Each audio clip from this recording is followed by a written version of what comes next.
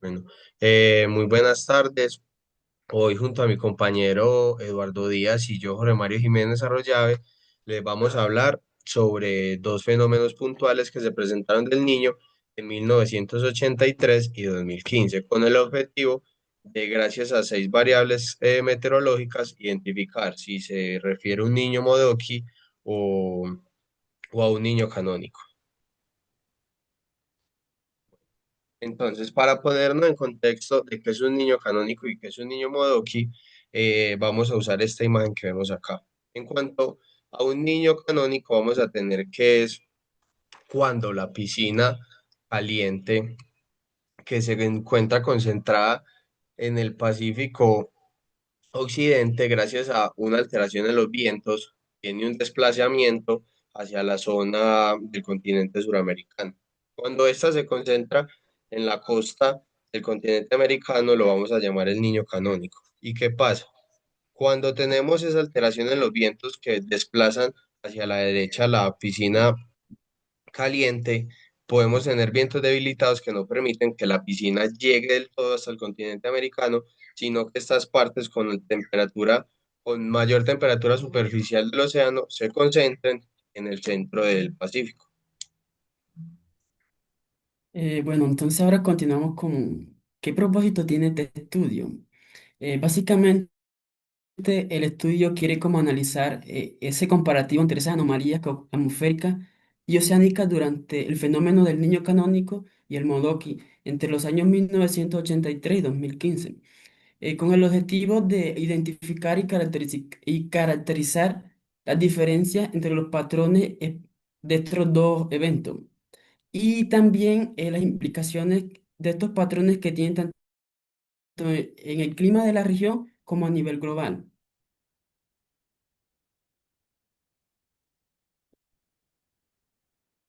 Primeramente vamos a analizar la presión a nivel del mar. Aquí tenemos tres mapas, cada uno se puede identificar como tres eventos diferentes. Primeramente tenemos el de la climatología que va como entre los años 1991 a 2020. En este se pueden observar presiones bajas cerca de Indonesia, que es la parte amarilla, y también una presión más alta cerca de la zona sudamericana. Estas se dan por condiciones normales que se deben tanto a los vientos alisios que soplan hacia el este, teniendo en cuenta que las zonas están divididas por muchas presiones, pero las más comunes estarían como entre las 1010 y 1012 milibares. Luego continuamos con la primera anomalía que se presenta en esta región, la de 1983. En esta corresponde precisamente al niño canónico, que estas son fuertes anomalías negativas que llegaron hasta los -4 milibares en el Pacífico Oriental y han ocasionado importantes convecciones que desplazan hacia la parte sudamericana y también ascenso de aire en el Pacífico Oriental. Todo esto hizo que el gradiente se debilitara, pues los diferentes factores atmosféricos que se presentan ahí ocasionaron que los vientos alisios se debilitaran e invirtieran su curso. Esto ocasionó que el fenómeno del Niño ocasionara temperaturas muy fuertes en la parte superficial del mar. Por último, tenemos como esa anomalía que se dieron en el año 2015, las cuales ocurrieron también entre la fecha entre enero y febrero de ese año. Los tres corresponden a esa misma fecha. En esas figuras se puede observar que las anomalías negativas se concentran más en el Pacífico central, mientras que en el Pacífico oriental esas anomalías son más débiles o muy constantes. Esto aquí en este caso será como el de ese niño Modoki. Bueno, esas bajas presiones ubicadas en el Pacífico central muestran que la señal de que ocurre en el niño Modoki, como ya le había mencionado. Aquí no se presenta un colapso ni de las presiones y tampoco la convección se desplaza hacia el este del Pacífico, ya que la mayor parte de la actividad ocurre dentro del Pacífico central. En este caso, la celda de Walker se puede decir que se reorganiza contrario a la pasada, ya que ocurre ascenso de aire en el Pacífico central, más específicamente en las partes moradas y azules del mapa, mientras que en las partes verde y amarilla estas alteraciones son mínimas. Si se compara con un fenómeno del niño normal, la disminución tanto de la presión en el Pacífico oriental, mientras que el Modoki es como un proceso invertido. Continúa, por favor. Bueno, entonces ahora analizamos la segunda variable en cuestión, la temperatura superficial del mar. La primera imagen corresponde como a esa climatología, a la climatología como es como ese punto base para comparar las dos anomalías siguientes. En esta se puede observar un rango de temperatura entre los 23 y 30 grados en toda la zona ya. Cerca del Pacífico Oriental se presentan aguas más frías, es decir, temperaturas más bajas. Por otro lado, la parte occidental se muestra un aumento en las temperaturas, el cual ese gradiente también mantiene que los vientos alisios y la circulación de Walker en su estado normal. Luego pasamos como a la primera anomalía nuevamente, a la de 1983, la cual en esta se dan, en esta tiene mucha relación esas temperaturas superficiales con la anterior variable. En esta se observan claramente que los calentamientos intensos en el Pacífico Oriental han alcanzado valores mayores a 3 grados centígrados. Gran parte de estas anomalías extendiéndose por toda la costa sudamericana, mientras que la otra parte presenta como un enfriamiento de temperaturas muy pequeñas, muy bajas. Todos esos cambios de temperatura se dieron por fuertes eventos del Niño, siendo uno de los más fuertes registrados durante el siglo XIX. Esas altas temperaturas provocaron un impacto significativo en todo el clima global, ocasionando extremos en todo el mundo, debido a alteraciones tanto de la circulación de Walker como a los debilitamientos de los vientos alisios, provocando inundaciones en algunas zonas y en otras sequías como muy severas. Y por último tenemos la anomalía del año 2015. En este caso, este calentamiento se encuentra más en el Pacífico Central, debido también como al Niño Modoki, mientras que en el Pacífico Oriental esas anomalías son más estables y neutras, presentando como un patrón tripolar, es decir, calentamiento en el centro, enfriamiento en el oeste y poca ausencia al este. Para este caso, la circulación de Walker se reorganiza con ascenso de aire en el centro, presentando bajas presiones y convergencia, mostrando resultados como que la presión presentada, comparándolo con las presiones de las figuras anteriores, da como concordancia de que esas presiones y estas temperaturas concuerdan durante este tipo de fenómenos. Esas temperaturas que se observan ahí en la superficie del mar, en muchas están por encima de lo normal. Estos aumentos de temperatura, según un artículo de la NOAA, dice que están asociados a una onda oceánica de Kelvin, que es la que refleja estas anomalías en la parte superficial del mar.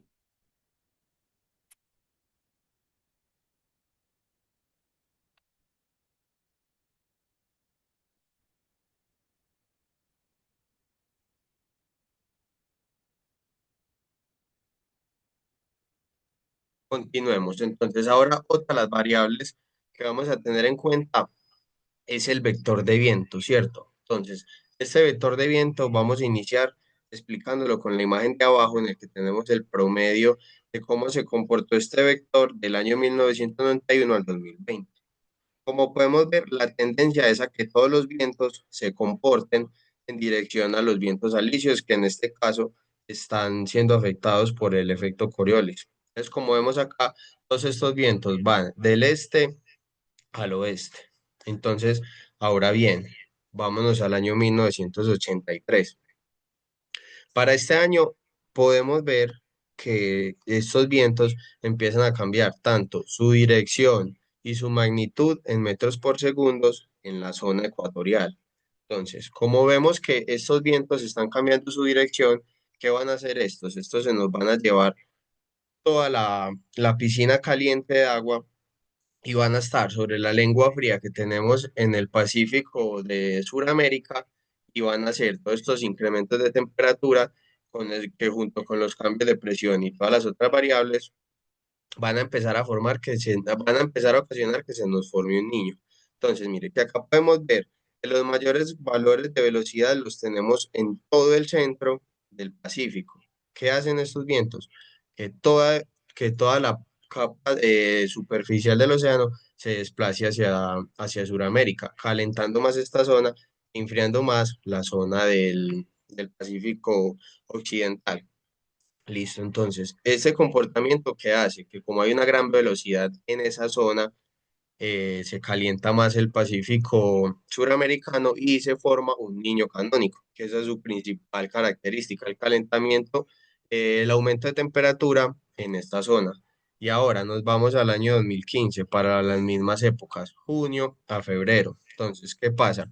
Vamos a ver que los vientos están cambiando de magnitud y de dirección, pero no en direcciones tan prolongadas como se ve en el año 1983 y que las mayores velocidades se encuentran más en el hemisferio norte, tirando hacia el centro. Entonces, ¿qué hace esto? Como no hay tanta velocidad por toda la línea del Ecuador, la piscina caliente no va a poder llegar hasta Sudamérica, sino que esta se va a concentrar en el centro del Pacífico, que esta es la principal característica de un niño Modoki.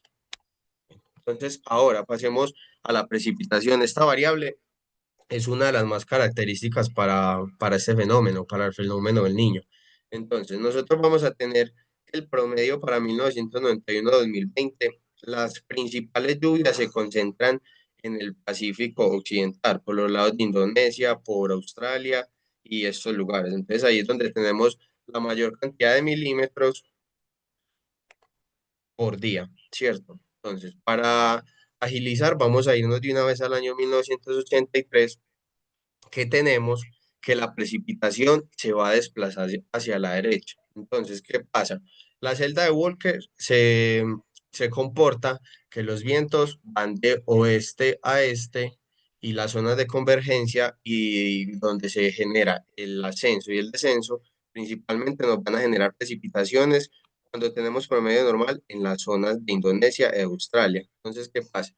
Como acá tenemos inversión de los vientos, de su magnitud, y todo esto, las zonas de ascenso y descenso se van a desplazar hacia el oeste. Entonces, acá podemos ver que las mayores precipitaciones de milímetros por día las tenemos en toda, ya como tirando hacia se pasa de la latitud 180 y las tenemos hacia el oriente, hacia el este, ¿cierto?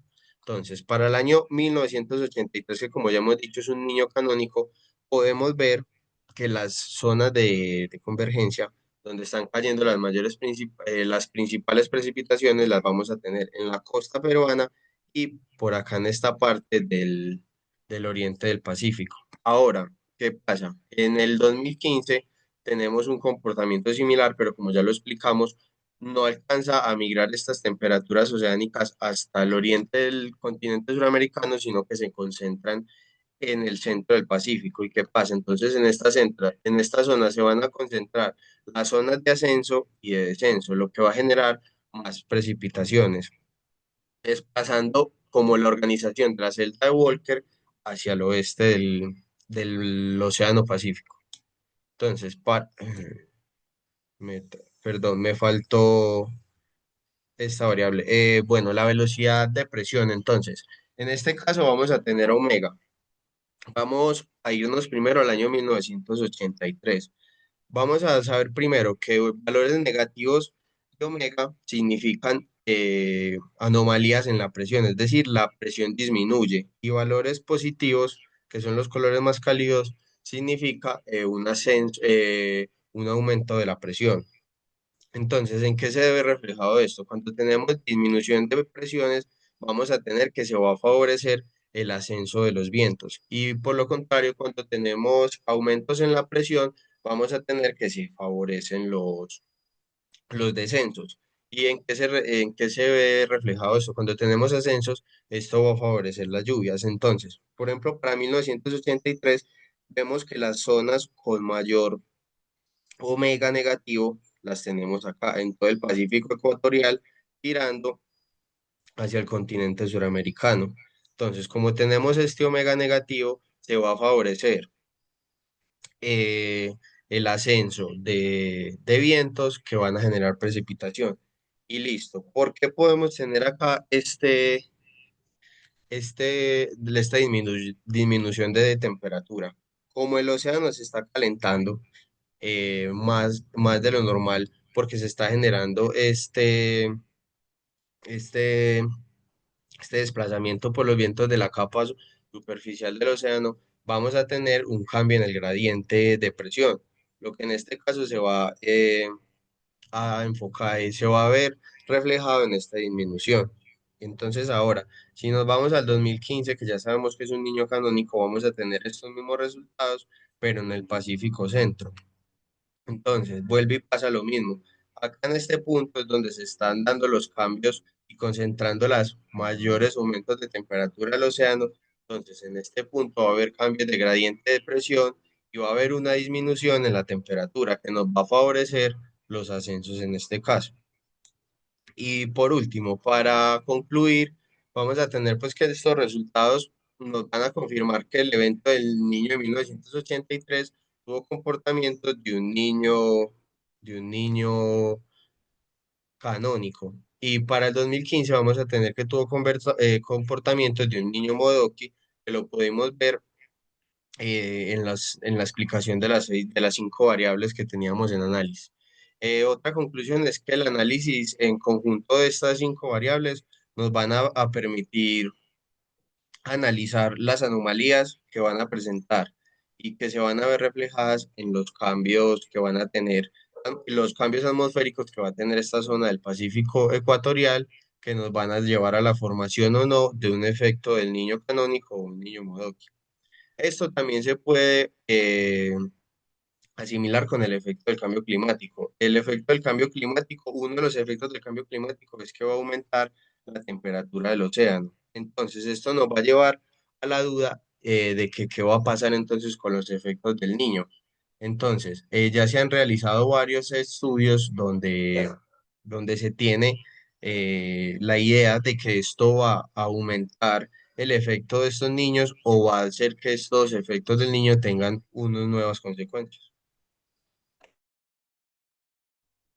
También como para agregar o concluir, se puede decir que la diferencia entre estos dos eventos es complejo, ya que existen factores tanto entre el océano como como la atmósfera que influyen en que estos eventos se vean como afectados o cambien como su transcurso a lo largo de los años. También existe como la necesidad de abordar ese fenómeno del niño, como un fenómeno diverso y espacialmente estructurado, ya que con estos cambios se dan patrones de variabilidad climática muy diferentes o muy raros muchas veces. Una conclusión también que se puede resaltar aquí es que para comprender esas diferencias en clave, es esencial mejorar la interpretación de esas anomalías climáticas, porque si uno llega a entenderla tal cual como son por ejemplo, entre esos años que nosotros explicamos, más adelante en un futuro, cuando se presenten variables o situaciones muy parecidas, se va a entender mayor conocimiento frente a estas situaciones. Frente al cambio climático, también se sugiere que esto podría ocurrir con mayor recurrencia en un futuro, provocando patrones como mayor precipitación, como lo ha mencionado el compañero, sequía o actividades ciclónicas mayores o menores, depende como el caso. También como una distinción de que entre esos eventos o otros eventos que lo persigan, se pueden como antelar o diagnosticar precisamente para saber qué tan fuerte o no tan fuerte pueden llegar a ser en un futuro y qué tanto ese cambio climático los va a afectar. Esto sería como todo nuestro trabajo explicado. Muchas gracias. Aquí estarían las referencias de acuerdo a todo lo que se explicó.